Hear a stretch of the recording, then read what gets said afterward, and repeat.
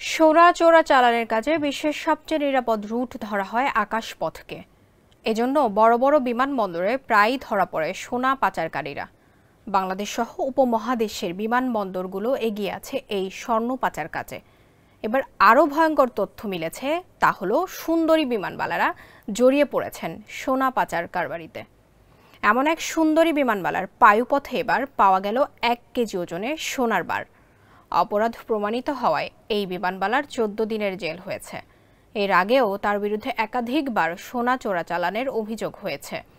গ্রেফতারও হন কয়েকবার। মাহমুদ সোহেলের রিপোর্টে বিস্তারিত।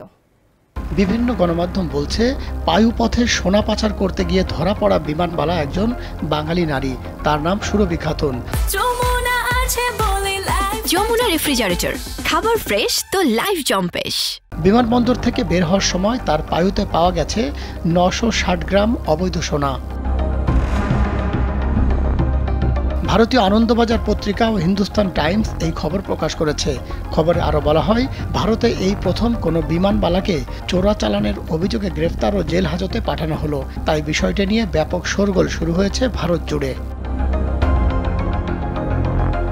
গত 28 মে ভারতের কেরালা রাজ্যের কান্নুর আন্তর্জাতিক বিমানবন্দরে নেমেছিলেন সুরভি খাতুন।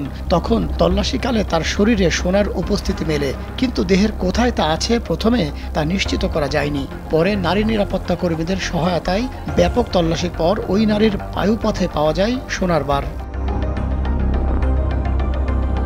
বিমানবালার পায়ুপথে সোনা পাওয়ার খবরের সত্যতা স্বীকারও করেছে ভারতের ডিরেক্টরেট অফ রেভিনিউ ইন্টেলিজেন্স ডিআরআই কর্তৃপক্ষ।